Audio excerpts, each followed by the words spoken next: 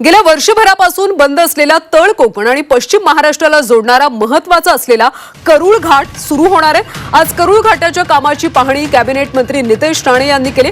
करूळ घाटाचं 50 ते 60% काम पूर्ण झालं असून येत्या 15 जानेवारीपासून हा घाट सुरू होण्याची शक्यता आहे। 10 जानेवारीला पुन्हा एकदा पाहणी करून घाट एकेरी वाहतुकीसाठी सुरू करण्यासंदर्भात निर्णय घेणार असल्याचं राणे म्हटलंय।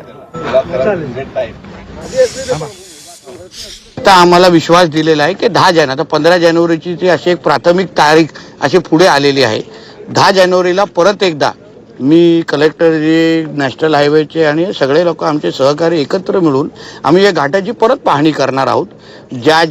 जे विषय आम्हाला आता विश्वासात घेतलेला आहे किंवा हे गोष्टी सुरक्षेच्या दृष्टिकोनातून आम्ही पूर्ण करू, त्या पद्धतीने आम्ही बघणार आहोत, स्वतः अनुभव घेणार आहोत, स्वतः त्या रस्त्यावर जाणार आहोत। आम्हाला व्यवस्थित ओके वाटल्या, काही त्याच्यामध्ये अडचण वाटली नाही तर 15 जानेवारीला एक लेन लोकांसाठी खुली करणार आहे, ती पण खालतून वरती जाण्यासाठी।